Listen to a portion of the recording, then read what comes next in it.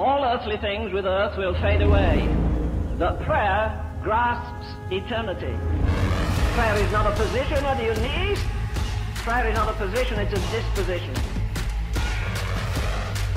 Prayer is almost the greatest human privilege that we have.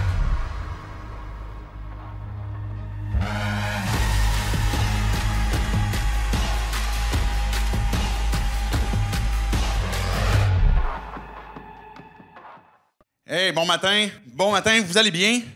Oui, je vous ai entendu tantôt, là, je pense que vous allez bien, c'est cool. J'espère que vous profitez de votre été, de cette série qu'on a commencée. Si vous ne l'avez pas vue dans les dimanches précédents, vous pouvez aller voir dans nos archives là, sur YouTube. Sinon, vous n'avez rien manqué, entre guillemets, dans le sens que c'est pas une série que si vous avez manqué le premier épisode, vous ne comprenez rien. On est en train de voir des différents textes dans la Bible qui se passent des prières et on va en voir un ce matin qui, je suis profondément convaincu, va nous encourager, peut-être à voir la prière différemment. Donc, avant qu'on commence justement notre lecture qui va être dans Acte 12 ce matin, je vais prier, puis après ça, on va regarder cette histoire ensemble. Dieu, je veux te dire merci parce que tu es un Dieu vivant, parce que tu nous accueilles, peu importe qui nous sommes, tu veux venir nous parler et tu veux qu'on te parle. Je te prie que ce matin, tu puisses venir nous montrer de quelle façon est-ce que tu veux qu'on voit la prière, que cette ressource que tu nous as placée entre nos mains pour qu'on puisse te découvrir et puis découvrir aussi qu'est-ce que tu as à nous dire.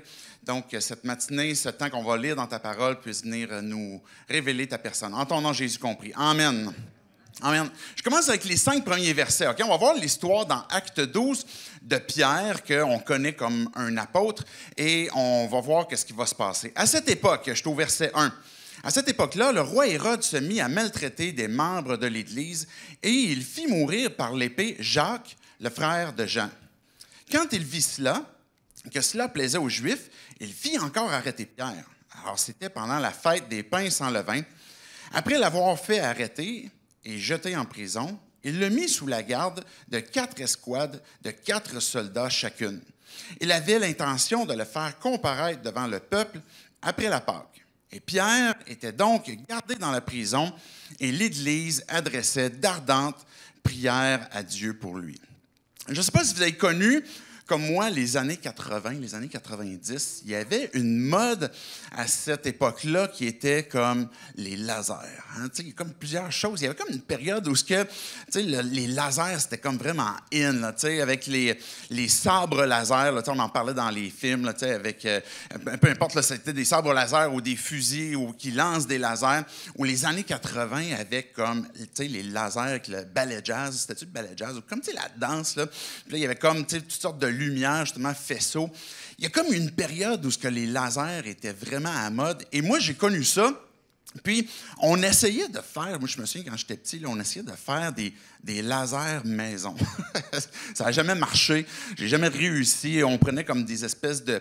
On ouvrait comme des longues vues, là, puis on sortait les lentilles qu'il y avait là-dedans, puis on s'amusait comme à faire bouger un peu la lumière, mais on n'a jamais réussi à percer un mur avec nos lasers, ce qu'on essayait de faire. Là. J'avais même fait comme l'expérience en classe. Mon professeur, quand j'étais petit, il avait accepté. On avait fermé les lumières. Puis là, finalement, ça n'avait rien vraiment donné. Sinon on voyait un faisceau de lumière qui bougeait un petit peu. Les prières ressemblent à une forme de laser ou une lumière qu'on envoie vers Dieu. Je vais vous décrire un peu le pourquoi est-ce que j'utilise cette expression-là dans quelques instants, mais qui a une puissance, comme, évidemment, ce n'est pas tous les lasers qui ont la même puissance, mais imaginez que la prière est une arme puissante. Une arme puissante contre l'adversaire ou contre des circonstances dans lesquelles on est, puis que Dieu veut intervenir dans nos vies. Et ce qu'il nous a donné comme opportunité, mais c'est de pouvoir le prier, puis avec cette arme qui est puissante, qui est la prière. Dans le texte qu'on va voir, j'ai lu les 5 premiers versets dans l'histoire qui va suivre. Dans l'ensemble de cette histoire-là, il y a 3 vérités qu'on va ressortir à travers ce qui est arrivé à Pierre. La première va être que le trouble donne la puissance à la prière. Une deuxième vérité va être que la prière éclate l'impossible et que finalement, la prière donne du courage. Dans le premier bout de texte qu'on a vu, on a compris comme quoi qu'à un moment donné, Hérode, qui était comme le roi sur Israël, celui qui était en charge, à un moment donné, il a décidé de maltraiter les membres de l'Église. C'était une période où les Juifs n'aiment pas les chrétiens, puis bizarrement, les chrétiens sont des Juifs. Fait qu'ils ont comme, puisque tu ne suis pas la même religion que nous, ben on va te tuer, puis on va te persécuter parce que ça a l'air que tu nous aimes plus. Puis là il commençait à avoir beaucoup de persécutions.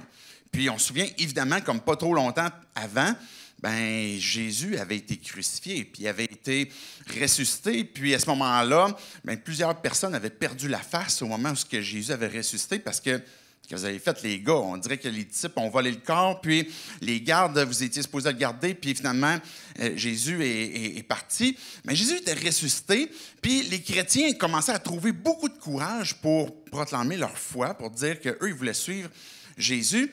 Et Hérode, lui, s'est dit, OK, non, on va commencer à maltraiter. Et là, il a pris Jacques, le frère de Jean, puis ils l'ont maltraité et ils l'ont tué. Une personne importante dans le groupe clé de chrétiens est persécuté, puis il est tué. Et là, les chrétiens commencent à avoir peur, ils commencent à se sauver, ils commencent à être persécutés.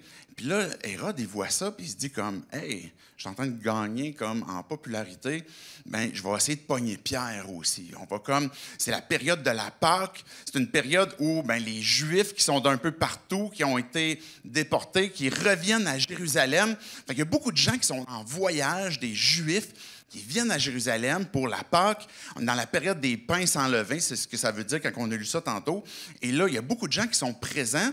Et Hérode s'est dit, je vais faire arrêter Pierre, on va le mettre en prison, puis après ça, on va le faire passer devant la foule pour ensuite le faire mourir. Ça ressemble à quelqu'un, hein? Ça ressemble beaucoup à ce que Jésus avait subi, puis que Hérode voulait faire subir maintenant à Pierre. Et là, on voit que Pierre, finalement, il est gardé avec comme des groupes de gardes. On va le garder en prison, puis on ne perdra pas encore la face cette fois-là avec le fait qu'on va perdre Pierre. On a vraiment l'intention de le faire mourir. Et puis, ce que ça crée comme impact chez les chrétiens, bien, c'est du stress. Qu'est-ce qui va nous arriver? On n'a plus le droit de parler de Jésus. On ne peut plus dire qu'on le suit. On ne peut plus comme, se rassembler. Puis maintenant, nos chefs qui nous enseignent puis qui nous encouragent, ceux qui ont marché avec Jésus, ils sont en train de se faire tuer maintenant. Et dans le dernier verset que j'ai lu, ça disait « Pierre était gardé dans la prison », verset 5, et l'Église adressait d'ardentes prières à Dieu pour lui. C'est quoi des ardentes prières? Ça veut dire quoi, une prière comme ardente? J'imagine que c'est un peu comme le sens de enflammé, comme un feu ardent. Il y a quelque chose qui brûle dans le cœur des chrétiens et qui adresse des prières ardentes. Mais cette première vérité qu'on voit, puis que j'ai pris le temps d'exposer un peu le contexte de ce qui se passait avec la persécution, c'est que le trouble, cette persécution-là, le stress qui est mis sur les chrétiens à cette époque-là, vient générer une ardente prière. Quand on vit des difficultés, quand on vit des situations puis qu'on veut voir Dieu agir dans nos vies, ben on pourrait se dire, OK, je vais générer ça comment?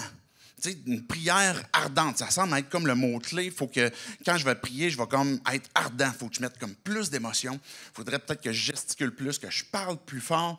Ça veut dire quoi, des ardentes prières? C'est quelque chose qu'on peut difficilement contrôler, qui n'est pas juste une question de je vais y mettre plus d'émotion puis plus d'intensité, mais il y a quelque chose qui est profond dans notre cœur, dans notre âme, puis qu'on se dit, il faut qu'il se passe de quoi? Et que tu sois croyant, même que tu ne sois pas croyant, mais que tu peut-être aies un intérêt spirituel ou que tu te poses la question de savoir s'il y a un Dieu qui existe, bien, à un moment donné, on est tous devant une situation j'aurais besoin qu'il se passe un miracle. Là. J'aurais besoin que quelque chose arrive parce que là, je ne sais pas comment ça va tourner. Et puis, on pourrait avoir cette ferveur de... Mais je vais parler, tu sais, je vais parler à Dieu, ou je vais parler à... S'il y a un Dieu, mais qui va m'entendre, il va peut-être pouvoir intervenir. Cette ardeur-là, elle est générée de par des situations qui sont difficiles. On se retrouve chacun d'entre nous dans des situations où, à un moment donné, ça va être le travail, peut-être qu'on vit du stress lié à des relations au travail, une ambiance de travail qui est difficile, ou peut-être une situation de santé, puis là, on est stressé. Ça va aboutir comment? T'sais? Est-ce que ça va bien aller, ça va mieux aller, ou on ne sait pas trop qu'est-ce qu'on doit faire? Peut-être que tu t'inquiètes pour tes enfants et puis que là, tu es dans le stress à savoir qu'est-ce que je dois faire. Il peut y avoir toutes sortes de situations dans nos vies qui fait qu'on est dans le trouble. Et puis ce que j'aimerais te suggérer, c'est que le trouble que tu vis devient un levier ou devient une puissance qui va alimenter ta prière pour parler à Dieu. Tantôt, je parlais des lasers, puis je ne suis pas scientifique du tout. Là, je vous explique un peu comment est-ce que je le comprends. Pour faire une lumière qui est, en place d'une lumière qui est diffuse, comme on a, on dit incohérente, que toutes les particules de la lumière s'en vont dans toutes les directions, ils ont toutes les couleurs possibles, c'est ce qui fait le blanc. Mais pour faire un laser, il semblerait qu'il faut créer comme un stress sur des atomes, et puis qu'avec ce stress-là, bien, ils vont se mettre ensuite à projeter le photon, la particule de lumière. Et qu'après ça, une fois qu'on prend ces particules de lumière-là, puis qu'on les fait comme aller-retour dans des miroirs, mais là, il se crée à un moment donné bien, une même longueur d'onde, une même intensité, puis ça va justement s'intensifier, et qui éventuellement va finir par faire ce laser que toutes les particules de lumière sont orientés vers la même direction. Le stress que l'on vit, des fois, on vit des situations où, un peu comme cet atome-là, on est agité, on est stressé, et puis que là, peut-être qu'on se met à projeter comme peut-être notre foi ou des prières, des fois qui sont un peu incohérentes, ou qu'on s'en va un peu partout, mais qu'avec ce stress-là, des fois, puis qu'ensemble, on se met à aligner nos prières, puis qu'on commence à adresser à Dieu, comme le groupe qui est là, qui est en train de prier l'Église, mais ça dit, se sont mis à prier pour Pierre. Parce qu'il va-tu finir comme Jacques? Est-ce qu'il va finir que par mourir? Et que ce stress-là que les chrétiens sont en train de vivre, qui sont en train tous ensemble, dans le stress qu'ils vivent, mais ça vient générer cette ardeur pour dire, on veut une chose, Dieu. Notre cœur est ensemble et puis on est en train de te donner notre prière pour que tu puisses intervenir. Et cette prière-là qui a été générée par une situation qui est difficile puis que je suis en train d'adresser à Dieu, bien, a une puissance. Et des fois, les circonstances, on ne les comprend pas. Pourquoi est-ce que je suis là-dedans? Pourquoi est-ce que je vis ça? Pourquoi est-ce que Dieu veut que je vive ça? Pourquoi est-ce qu'il a permis que j'en sois là? Et des fois, on se rapporte à la série qu'on a faite sur Job. Là, des fois, on n'a pas la réponse du pourquoi. Mais on sait que dans cette circonstance-là, bien, à place que de prendre notre prière, puis ou cette énergie-là qu'on vit des fois à cause de l'anxiété, de l'inquiétude, puis qu'on soit diffus, puis qu'on se met à aller à gauche et à droite, qu'on soit dans l'agitation, qu'on soit en train d'essayer de régler la circonstance, qu'on soit en train de dénoncer ou bien de réclamer parce que là, on veut que les circonstances changent. Il y a un complot qui se fait contre les chrétiens. On a emprisonné Pierre. Puis là, on va se mettre à faire comme à sortir dans les rues, peu importe. Mais à place de tomber dans cette agitation-là, ce qu'on voit des chrétiens, c'est qu'ils ont aligné ce stress qu'ils avaient ensemble pour dire, on va prier. Mais il faut croire que Dieu veut agir aussi dans nos vies et qu'il a vraiment le désir de justement faire une différence. Je fais juste une citation, je ne l'ai pas apportée ce matin, mais c'est dans Éphésiens. Peut-être que vous êtes relativement familier avec la Bible, vous avez déjà entendu parler de l'armure du chrétien. Puis l'armure du chrétien, là, c'est Paul qui est en train de dire aux croyants, bon, ben, tu sais, revêtez-vous là, de l'armure, là, où, par exemple, le casque du salut, la ceinture de vérité, la cuirasse, etc., et puis les souliers que donne le zèle de l'Évangile, etc., il va avoir cette armure qui nous est donnée pour combattre ce que Paul dit contre l'ennemi qui cherche à nous semer du trouble, du doute, le diable qui veut comme venir nous faire du mal, qui vient certainement bouleverser nos circonstances, qui vient nuire à notre désir de vouloir donner de gloire à Dieu. Puis il va dire, armez-vous de ça pour lutter contre les puissances du mal. Mais il va dire aussi au verset 18, je vais juste vous le citer. « Faites en tout temps, par l'Esprit, toutes sortes de prières et de supplications.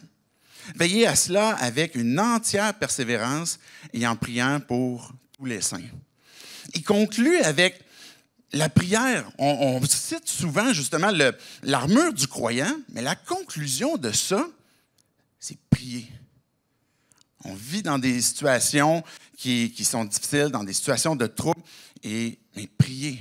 Parce que cette prière-là va être alimentée par des fois des situations où ça crée sur nous un stress, mais qu'elle va générer une prière ardente qu'on va vouloir que Dieu puisse intervenir. OK, je poursuis la lecture. On va partir du verset 6. Est-ce que vous êtes avec moi? Oui. OK, parfait. Je vais prendre une petite gorgée d'eau. OK, verset 6 à 11. La nuit qui précédait le jour où Hérode allait le faire comparaître, Pierre, attaché avec 2 chaînes, dormait entre 2 soldats. Des sentinelles postées devant la porte gardaient la prison. Soudain, un ange du Seigneur survint et une lumière resplendit dans la cellule. L'ange réveilla Pierre en le frappant au côté. Il lui dit, « Lève-toi vite! » Les chaînes tombèrent de ses mains. Puis l'ange lui dit, « Mets ta ceinture et tes sandales. » Et c'est ce qu'il fit. L'ange lui dit encore, « Mets ton manteau et suis-moi. » Et Pierre sortit et le suivit, sans savoir que ce que l'ange faisait était réel. Il croyait avoir une vision. Ils passèrent la première garde, puis la seconde. Ils arrivèrent à la porte de fer qui mène à la ville. La porte s'ouvrit d'elle-même devant eux et sortirent et s'avancèrent dans une rue. Aussitôt, l'ange quitta Pierre. Alors, revenu à lui-même, Pierre dit, « Maintenant, je sais vraiment que le Seigneur a envoyé son ange puis qu'il m'a délivré du pouvoir d'Hérode et de tout ce que le peuple juif attendait. » Pierre, il est dans prison. Et puis, qu'est-ce qu'il fait? Il dort. Je ne sais pas comment est-ce qu'il a fait. J'ai la misère à me dormir, moi, des fois, dans mon lit. Lui, il dort en prison avec des gardes à côté puis des chaînes, mais il dort là. La deuxième vérité qu'on voit à travers ce texte-là, c'est que la prière éclate l'impossible. Et c'est littéralement ce que Pierre a vécu. J'ai utilisé le mot « éclater » parce que c'est tellement improbable ce que Pierre est en train de vivre. En fait, lui-même, il se dit comme « OK, je suis en train de voir un film. Je suis en train de me voir en train de sortir. Ça serait vraiment cool. » Mais il pensait que c'était une vision que Dieu lui donnait. Fait que je ne sais pas. Mais il est en train réellement de vivre ce que l'ange lui dit. Et cette situation-là est tellement improbable que Pierre lui-même pense que c'est une vision. Et il va se poser la question, mais justement, comment ça serait possible? Puis pas juste lui, mais l'Église qui est en train de prier aussi, ne comprennent pas que ça serait possible. On va voir ça tantôt dans la suite du texte. Mais Pierre, il dort, il est là, en train d'attendre qu'est-ce qui va se passer. On ne sait pas qu'est-ce qui arrive dans sa tête, mais tout d'un coup, une lumière resplendit, que le texte nous dit. Un ange apparaît, puis qui lui dit « Lève-toi ». Je trouve ça drôle, la façon que l'ange l'a réveillé, hein, quand même. C'est comme il lui donne un coup dans le côté. Il voulait être sûr que ça soit comme, c'est le temps, lève-toi. Tu sais, on ne prendra pas le temps de te réveiller comme maman te réveille. Ça va être papa aujourd'hui. Et là, Pierre, lui, un coup dans le côté, comme, lève-toi vite, on sort. Et puis, là, les chaînes tombent, et puis là, et les gardes, eux autres, ils n'ont rien vu, je ne sais pas ce qui s'est passé. Puis, ils traversent les portes jusqu'à la porte de la ville, où ils sont sortis de la prison, se sont rendus jusqu'à la ville. Les villes sont fermées, il y a une garde autour, fait que là, il y a une porte qui est là. Puis même la porte pour entrer dans la ville, parce qu'on n'entre pas dans une ville à cette époque-là comme si on entre aujourd'hui, peu importe dans n'importe quelle ville. La porte de la ville se rouvre et puis Pierre, il est complètement libéré. On se retrouve devant des circonstances, nous aussi, où on ne sait pas comment est-ce que Dieu va agir. On ne sait pas qu'est-ce qui va arriver. Pierre est une personne, comme plusieurs croyants, qui sont des témoins de Jésus-Christ. Ils sont en train de partager leur foi. Ils sont en train d'être persécutés pour leur foi. Puis le contexte premier de ce qu'on est en train de voir, c'est que la raison pour laquelle l'Église est en train de prier, c'est pour que le royaume de Dieu puisse progresser. Oui, il pourrait avoir évidemment une affection pour Pierre. Il peut avoir une peur qui est là parce que mais si on fait ça à Jacques, s'ils font ça à Pierre, ça pourrait peut-être m'arriver. Des fois, nos circonstances nous ramènent beaucoup à nous. Et c'est une des façons, justement, qu'on peut être diffus plutôt que d'avoir une prière bien orientée. Parce que Jésus lui-même a dit, cherchez d'abord le royaume de Dieu et sa justice, et toutes ces choses vous seront données par-dessus. Pierre est un témoin est une personne qui allait donner du courage à l'Église. Et est-ce que Dieu allait lui donner la vie? Est-ce que Dieu allait le libérer? Qu'est-ce qui s'est passé avec Jacques? Est-ce que Dieu l'avait oublié? Est-ce que Dieu a comme... Hey, j'ai oublié, vous auriez dû me prier, j'ai oublié de comme intervenir pour lui. Mais ce n'est pas le cas. Et ce qu'on voit que Jésus est venu apporter, puis que je suis convaincu que ces gars-là avaient comme conviction, c'est que même la mort n'est pas une fin. Même la mort qu'on pense être impossible, mais la raison pour laquelle Jésus est venu sur terre, a vécu avec nous. On pourrait penser qu'il a vécu nos impossibilités. Puis il a vécu, même le fait de vivre avec nous, c'était quelque chose de quand même, je suis convaincu, vraiment tough. Mais il a vécu avec nous, puis il a donné sa vie. Mais pourquoi? Puis il est ressuscité par après. Pour renverser le dernier ennemi qui est la mort. Pour renverser le désespoir que l'humanité porte depuis toujours, depuis Adam, que la mort garde l'humanité enchaînée. Et Jacques, qui est mort, les chrétiens avaient quand même espoir que Dieu n'avait pas terminé, que son plan n'était pas fini. Et puis les chrétiens, quand on vit des situations de deuil, ça ne veut pas dire qu'on n'a pas le droit d'avoir de la tristesse. Quand on vit des situations qu'on a perdu un être cher, on pleure. Notre cœur fait mal parce qu'on est face à la mort, on est face à la perte d'un être cher. Mais en même temps, on n'est pas accablé. Pourquoi? Parce qu'il y a une espérance qui est vivante. Une espérance qui est là parce que la plus grande impossibilité, qui est la mort, Jésus l'a renversée par la résurrection. Et Jésus, celui qui a ouvert le premier chemin pour renverser la mort, a ouvert ce chemin-là pour qu'on puisse y entrer aussi, puis qu'on puisse croire, puis qu'on puisse dire, mais Dieu, tu es le Dieu de l'impossible. Tu peux éclater l'impossible. J'aurais aimé voir la pierre qui a été tassée du tombeau quand Jésus est ressuscité. Jésus est en train de nous montrer sa gloire, nous montrer sa présence avec nous. Il nous a invités à le suivre pour qu'on puisse aussi porter sa gloire. Et que quand on vit des situations impossibles, mais qu'on lève les yeux vers lui et que nos prières soient là pour dire « Dieu, tu es le Dieu d'impossible. » Et puis, on peut lui apporter nos prières avec « Dieu, je veux que tu interviennes d'une façon spécifique de ce que je suis en train de vivre. » Mais en même temps, nos yeux ne sont pas uniquement sur ce qu'on est en train de vivre, mais d'une façon absolue ou d'une façon au-dessus, que c'est pour sa gloire, c'est pour le royaume de Dieu. Parce que ce qu'on cherche, premièrement, c'est la gloire de Dieu, c'est le royaume de Dieu. Et puis que tout le reste va être donné par-dessus. Fait que Pierre, il se retrouve finalement libéré de sa cellule, et puis à la fin complètement, le verset 11, il va dire qu'une fois qu'il est revenu à lui-même, que comme il a réalisé, j'ai vraiment vécu ça, je suis vraiment rendu là, il est en train de dire, maintenant, je sais qu'est-ce que Dieu a fait dans ma vie.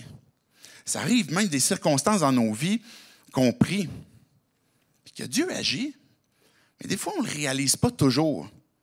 Peut-être parce qu'on s'attend à un comment, peut-être qu'on s'attend à un quand que Dieu va le faire, à un comment que Dieu va le faire, et puis Dieu agit. En fait, l'Église qui est en train de prier, là, je ne sais pas s'il y avait un gars dans la gang qui s'est dit « OK, Dieu, envoie un ange, réveille-le dans le côté avec un coup, puis après ça, fais-le sortir. » Des fois, on aimerait ça comme dire « Hey, Dieu, j'ai un plan pour toi. Ça pourrait marcher, ça. » Et je ne sais pas s'il y a un gars qui a pensé à ça. Je suis convaincu que non, parce qu'en fait, c'est tellement improbable que toute la gloire revient à Dieu. Parce que même Pierre qui le vit, c'est tellement improbable que là, il faut que je revienne à moi. Puis Dieu, quand il agit dans nos vies, on pourrait être aussi dans cette même perception où voyons, Dieu, viens-tu te faire de quoi? Qu'est-ce qui s'est passé? Des fois, parce que c'est tellement grand, c'est tellement gros, peut-être des fois parce que ça a été différemment de ce qu'on avait pensé, de planifier, ou peut-être des fois parce que ça a été tout doucement. Puis Dieu est intervenu d'une façon peut-être lente, tout doucement, mais qui n'enlève pas la puissance qu'il a dégagée. Que ce soit d'une force spontanée ou dans une force progressive que Dieu est en train de transformer quelque chose dans nos vies, mais ça nécessite de la foi pour dire, Dieu, je suis en train de voir qu'est-ce que tu fais dans ma vie. La prière éclate l'impossible. Et quand on se rappelle de comment est-ce que Dieu est intervenu dans nos vies, comment est-ce que Dieu est intervenu dans notre Église, de quelle façon est-ce que Dieu est intervenu dans la vie des gens qui sont proches de moi, bien, je suis en train de retrouver l'espoir, de retrouver la force, comme quoi que, OK, Dieu il est vraiment au-delà de ce que nous, on considère comme étant impossible. Est-ce que ça serait de garder quelqu'un en prison? Est-ce que ça serait de donner une guérison? Est-ce que ça serait de libérer de quelques chaînes que l'on peut avoir d'une dépendance? Dieu est le Dieu de l'impossible. Puis il nous dit, bien, parle-moi.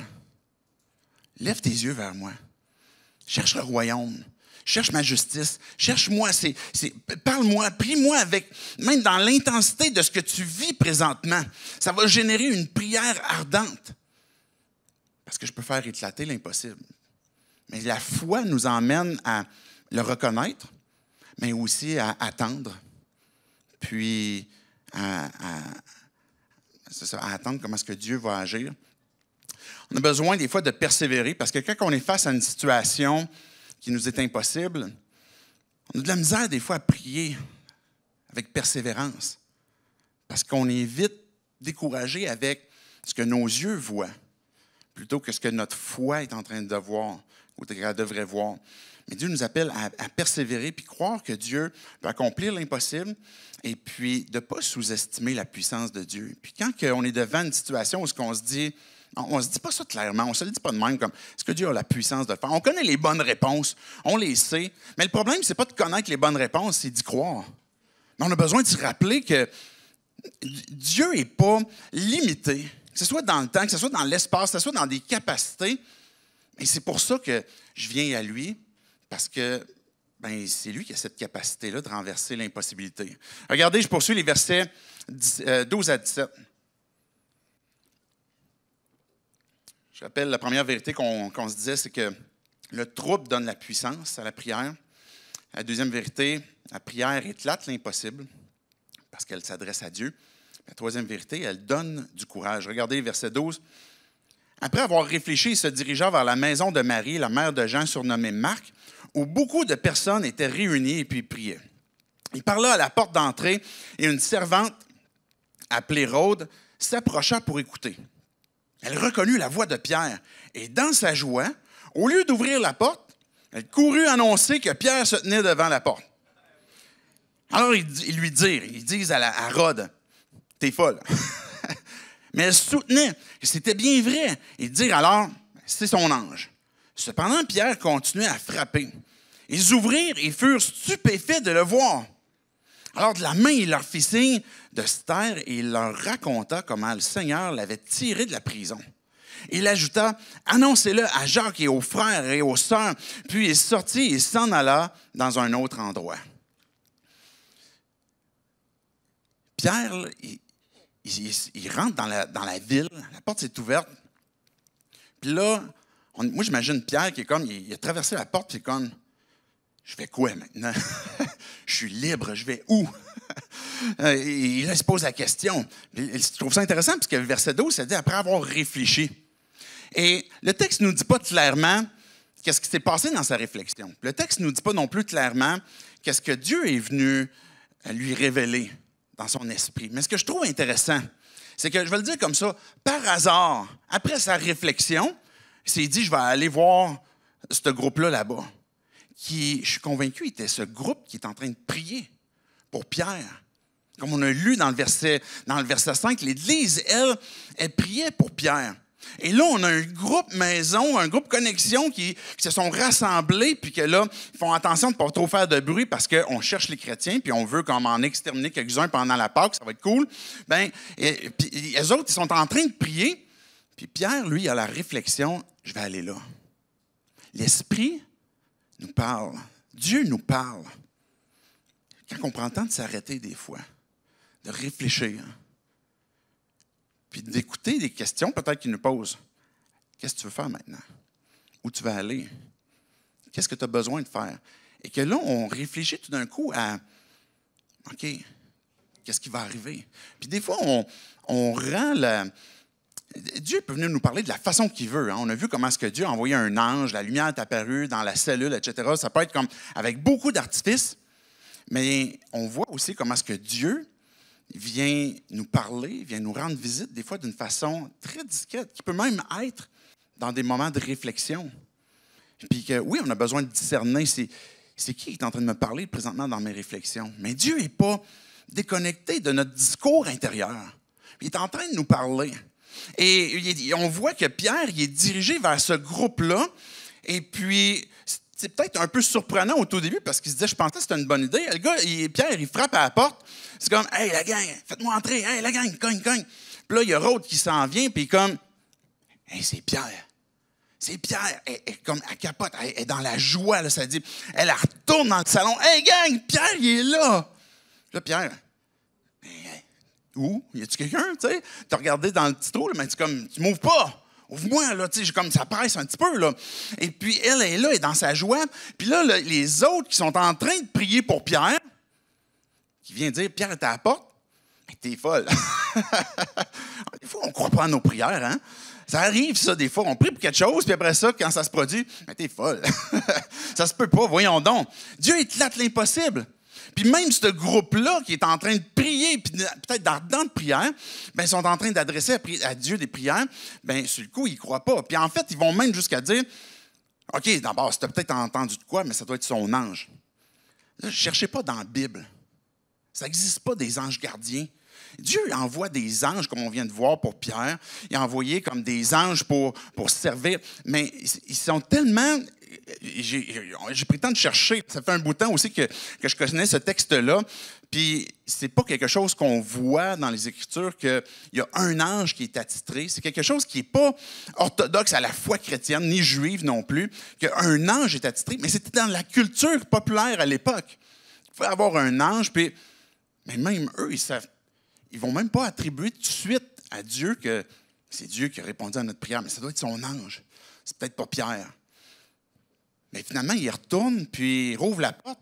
Puis c'est vraiment Pierre, en chair et en os, là, pas en ange, pas en esprit. Il est vraiment là. L'Esprit lui a parlé, il rentre. Et ce que je trouve intéressant, c'est ce que Pierre va leur dire. Pas juste de comme parler moins fort, mais Pierre va leur dire, regardez le verset, je peux lire verset 16 et 17. Cependant, Pierre continue à frapper. Ils ouvrirent et puis ils furent stupéfaits de le voir. Alors, de la main, il leur fit signe de se taire et il leur raconta comment le Seigneur l'avait tiré de la prison. La prière, quand Dieu répond, Dieu intervient dans nos vies, qu'on s'adresse à lui, que Dieu, dans le trouble, la prière tire de la puissance. Bien, la prière va apporter aussi un puissant encouragement. Puis ce que je trouve intéressant, c'est la communauté qui est là, qui est en train de prier, puis qui sont en train de voir, voici comment est-ce que Dieu a agi. Ils sont en train d'entendre l'histoire de Pierre, puis voici comment est-ce que Dieu m'a sorti de là, comment est-ce qu'il m'a tiré de l'impasse. Puis de partager ce que Dieu a fait dans nos vies, de partager nos requêtes, de partager nos réponses à nos prières. C'est quelque chose que Dieu veut qu'on puisse vivre dans la communauté. Parce que Dieu va venir donner du courage. Parce que dans une communauté, des fois, je pourrais être dans une situation où je manque de foi, je manque de courage, je manque de... Et c'était particulièrement leur cas, ils sont face à la persécution. Mais dans la communauté, des fois, il va y avoir des gens qui... On va persévérer, guys. On va continuer de prier, on va continuer de lever nos yeux. Et on a besoin d'être près de gens qui veulent prier avec nous, qui veulent prier pour nous, puis qu'ensemble, on va prier justement pour aligner nos prières, puis qu'on puisse orienter à Dieu ce qu'on a de besoin. Mais la prière est quelque chose que, oui, on peut vivre individuellement, que Dieu veut que tu puisses lui parler. Mais ça fait partie du plan de Dieu aussi que tu puisses prier avec d'autres, que tu puisses parler à Dieu avec d'autres. Pas juste pour échanger des potins. « Hey, je vais te dire quelque chose, dans le fond, c'est pour que tu pries pour ça. » Tu sais, telle personne. Mais qu'on puisse vraiment apporter à Dieu nos requêtes et qu'on puisse le faire ensemble. Mais ça demande de l'humilité, ça va demander de la foi, des fois, pour savoir que, oui, Dieu va agir. De l'humilité pour dire, j'ai besoin de telle requête, mais aussi De la foi pour dire, mais voici de quelle façon Dieu a répondu dans ma vie et que là, on est en train de placer du courage dans notre cœur, dans nos pensées. D'où le mot « encourager ». On place du courage ensemble dans notre esprit pour dire « je veux parler à Dieu ». Et la prière, c'est ce qu'elle a comme puissance. Je vais inviter les musiciens à s'avancer. On va être à la conclusion de ce que Dieu veut nous dire ce matin. Et je trouvais l'histoire, vous avez peut-être déjà entendu l'histoire de Moïse, qui, pendant qu'il y avait une guerre, à un moment donné, il a dit à Josué comme « va combattre, puis moi je vais être là, en haut sur la montagne, puis je vais lever les bras. » Vous vous souvenez de l'histoire peut-être? À un moment donné, qu'il y avait les bras dans les airs, puis cette image de lever les bras est vraiment justement l'image d'intercession, de prier. Comme Moïse qui avait Aaron puis Hur qui étaient à côté, qui, à un moment donné, quand les bras baissaient, là, l'adversaire avait comme victoire. Puis quand les bras relevaient, parce que les deux gars chaque côté aidaient Moïse à lever les bras, là, le peuple gagnait. Mais cette image-là qui nous a été donnée à travers une histoire qu'on se dit comme hey, c'est spécial, quand ils lèvent les bras, ils baissent les bras, ils gagnent, ils perdent. C'est pour nous illustrer ce qui se passe dans le monde spirituel. Quand on prie ensemble, quand que Dieu nous dit, adresse-toi à moi. Puis quand tu es dans le trouble, à la place d'être dissipé à gauche et à droite, fais-moi confiance. Puis viens placer toute cette énergie, cette ardeur-là que tu as, prendre le temps de t'arrêter, puis parle-moi. Parce que l'ardeur dans ce que je suis en train de vivre, puis le trouble, mais à la place d'être diffus dans toutes sortes de choses, mais je viens à Dieu. Et je le fais parce que c'est le Dieu de l'impossible qui veut que je recherche son royaume, premièrement, et puis qui veut intervenir dans ma vie aussi, puis qui veut se révéler à moi. Au-delà peut-être de ce que je veux en train d'être libéré, de ce que je veux vivre, mais que Dieu veut me faire découvrir ou veut me combler d'un plus grand besoin que je ne suis peut-être même pas encore tout à fait conscient, qui est j'ai besoin de lui. J'ai besoin de lui dans ma vie. Puis j'ai besoin de choses qui peut-être ont besoin d'être délivrées, d'être libérées, puis que Dieu veut venir renouveler.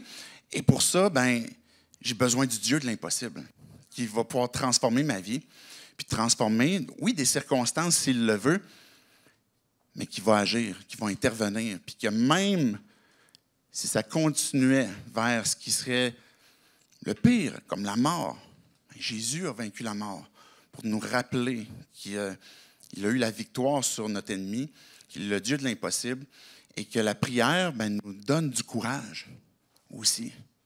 Peut-être que tu es dans une situation où tu dis « j'ai plus la force ». C'est très juste un peu d'huile à donner, un peu de farine, comme cette veuve qu'on avait déjà parlé il y a quelque temps. De juste apporter le petit peu qui nous reste avant qu'on n'ait plus rien.